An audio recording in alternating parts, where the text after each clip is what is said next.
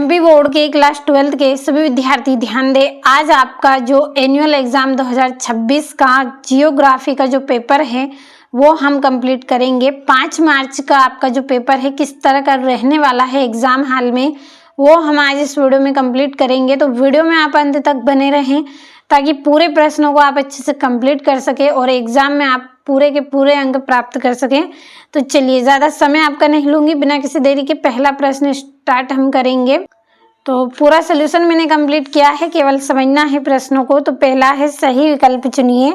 पहला रहेगा निम्न में से किस प्रकार की कृषि में खट्टे रसदार फलों की कृषि की जाती है। तो जो भूमध्य सागरीय कृषि होती है उसमें जो खेती करते हैं, कृषि करते हैं, वो कैसी होती है, खट्टे रसदार फलों की कृषि होती है। दूसरा है निम्न में से किस महाद्वीप में जनसंख्या वृद्धि सर्वाधिक है। तो अफ्रीका महाद्वीप में क्या रहेगी, जनसंख्या वृद्धि सर्वाधिक रहेगी। तीसरा है निम्न में से कौन सा एक लोगों और पर्यावरण के बीच अन्योन्य क्रिया का सर्वाधिक महत्वपूर्ण कारक है। तो प्रौद्योगिकी क्या रहेगा, इसका आंसर आपका प्रौद्योगिकी एक महत्वपूर्ण कारक इसका रहेगा। चलिए जल्दी से चौथा प्रश्न हम पढ़ेंगे। निम्नलिखित में से कौन सा एक तृतीयक क्रियाकलाप है। व्यापार क्या रहेगा, व्यापार आपका क्या है, तृतीयक क्रियाकलाप है। पांचवा है आपका gas authority of India limited की स्थापना का वर्ष है। तो कौन सा वर्ष है, 1984 में यह इसकी स्थापना की गई थी। अगला है निम्नलिखित में से कौन सा मैरीसन नगर नहीं है। तो दिल्ली क्या है, मैरीसन नगर आपका नहीं रहेगा। यहाँ से आप इंग्लिश मीडियम वाले बच्चे अच्छे से कंप्लीट इनको करिएगा। चलिए अगला प्रश्न हम कंप्लीट करेंगे। रिक्त स्थान की पूर्ति कीजिए। तो ये आपका दूसरा प्रश्न है। पहला रहेगा रिक्त स्थान चाय सर्वाधिक डेढ़ राज्य में पाई जाती है। तो असम राज्य में पाई जाती है। दूसरा है मानव भूगोल अस्थिर पृथ्वी और क्रियाशील डेढ़ के मध्य परिवर्तनशील संबंधों का अध्ययन करता है। तो क्या आएगा, मानव के मध्य परिवर्तनशील संबंधों का अध्ययन करता है। तीसरा है नैनीताल भारत का एक डेढ़ नगर है। तो नैनीताल भारत का क्या है, एक पर्यटन नगर है। चौथा है श्रमजीवी जनसंख्या को डेढ़ वर्गों में विभाजित किया गया है। तो इसको 3 वर्गों में विभाजित किया गया है। पांचवा भारत में नियमित जनगणना डेढ़ वर्ष से प्रारंभ हुई है। तो 1881 से प्रारंभ हुई। अगला है आपका बिग बैंग रेल मार्ग डेढ़ में स्थित है। कहाँ पे है ये, ऑस्ट्रेलिया में स्थित है। यहाँ से इंग्लिश मीडियम वाले बच्चे आप इनको अच्छे से कंप्लीट करिएगा। पूरा क्वेश्चन पेपर मैं आपको दे रही हूँ इस वीडियो में, कंप्लीट जरूर करें। अगला है सत्य लिखिए। पहला है भारत की प्रमुख खाद्यान्न फसल चावल है। तो ये सत्य रहेगा। दूसरा है खनिज संसाधनों का संरक्षण आवश्यक नहीं है। तो यहाँ पे नहीं शब्द है, इसलिए ये क्या है, असत्य है, क्योंकि जो खनिज साधन है उनका तो संरक्षण आवश्यक है, उनकी सुरक्षा में करनी चाहिए आने वाले समय के लिए। अगला है मुंबई भारत का सबसे बड़ा प्राकृतिक पतन है। तो ये भी आपका सत्य रहेगा। चौथा है विश्व की 90% जनसंख्या स्थल भाग के 10% में निवास करती हैं। तो ये सत्य है। पांचवा है तेलंगाना मैग्नीज उत्पादन में प्रथम स्थान पर है। तो असत्य है, क्योंकि कौन सा है, उड़ीसा है।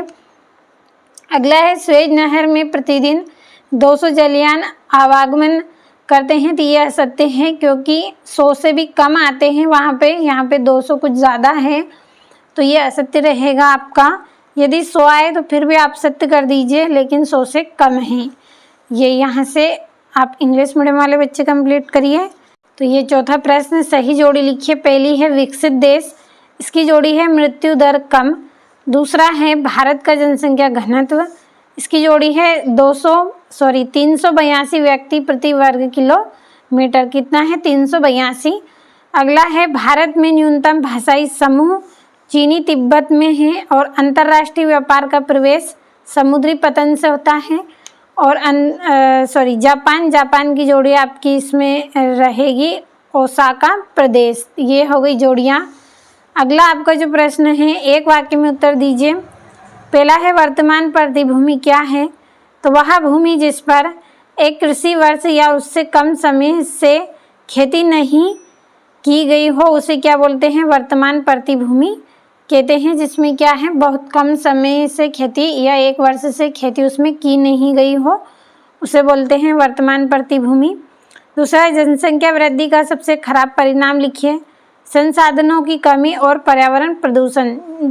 अधिक जनसंख्या होगी जिससे क्या होगा, जो संसाधन है जो संसाधन है जो हमारी आवश्यकता की पूर्ति करते हैं उनमें भी कमी आएगी और क्या होगा, पर्यावरण प्रदूषण बढ़ेगा। अगला है, भारत की 2 प्रमुख तिलहन फसलों के नाम लिखिए, तो सरसों और मूंगफली। चौथा है, ऑस्ट्रेलिया में शीतोष्ण घास के मैदान क्या कहलाते हैं, तो डाउन्स कहलाते हैं। क्या कहलाते हैं, डाउन्स कहलाते हैं। पांचवा है, स्थानांतरी कृषि को उत्तर पूर्वी भारत में किस नाम से जाना जाता है, तो झूम कृषि के नाम से जाना जाता है। यहाँ से आप इंग्लिश मीडियम वाले बच्चे कंप्लीट करिए। चलिए अब हम छठा प्रश्न पढ़ेंगे। आपका छठा प्रश्न है, रुको और जाओ निश्चयवाद क्या है। अथवे में मानव भूगोल के 2 उपक्षेत्र लिखिए और जनसंख्या वितरण को प्रभावित करने वाले कोई 2 भौगोलिक कारकों का उल्लेख कीजिए। मृत्यु दर किसे कहते हैं। 8वें में मानव विकास के उपागम को लिखिए और मानव कुछ निश्चित प्रदेशों में क्यों रहना चाहते हैं और अन्य प्रदेशों में क्यों नहीं, ये आपको बताना है। चलिए अगला प्रश्न हम यहाँ से पढ़ेंगे। महारा एवं एशिया के मरुस्थलों में पाले जाने वाले पशुओं के नाम लिखिए। सहकारी कृषि क्या है। भारत की श्रमजीवी जनसंख्या के 4 प्रमुख संघ वर्गों के नाम आपको बताना है। जनसंख्या संगठन से क्या आशय है। 11वें में मुख्य श्रमिक किसे कहते हैं और एकाकी बस्ती किसे कहते हैं, और नगरीय बस्ती की कोई 2 विशेषता आपको करनी है। चलिए 13वां प्रश्न हम यहाँ से कंप्लीट करेंगे। तो ये आपका अथवा रहेगा 12वें का। फसल गहनता की गणना किस प्रकार की जाती है। 13वें में नमामि गंगे कार्यक्रम के 2 उद्देश्य लिखिए। वायु प्रदूषण के कोई 2 स्रोतों के नाम लिखिए। 14वें में भूमध्य सागरीय कृषि की 3 विशेषता लिखिए और डेयरी फार्मिंग की कोई 3 विशेषता लिखिए और आदिकालीन निर्वाह कृषि की कोई 3 विशेषता आपको करनी है और जनसंख्या वृद्धि के घटकों को समझाइए। 8वें में आपको भारत सरकार की कौशल विकास एवं उद्यमिता नीति के उद्देश्य को समझाइए। 17वें में बंजर व व्यर्थ भूमि एवं कृषि योग्य व्यर्थ भूमि में अंतर करना है। शुष्क कृषि तथा आर्द्र कृषि में कोई 3 अंतर आपको बताना है। चलिए 18वां प्रश्न हम कंप्लीट करेंगे। तो स्वेज नहर एवं पनामा नहर में कोई 4 अंतर लिखना है और 19वें में दिए गए मानचित्र में निम्नलिखित को आपको यहाँ पे दर्शाना है, तो कंप्लीट अच्छे से करिएगा आप।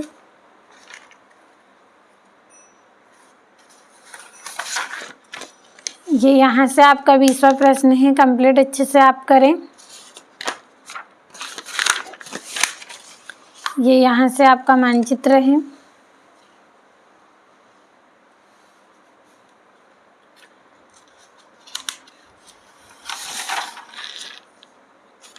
और ये यहाँ से इसे कंप्लीट आप करें।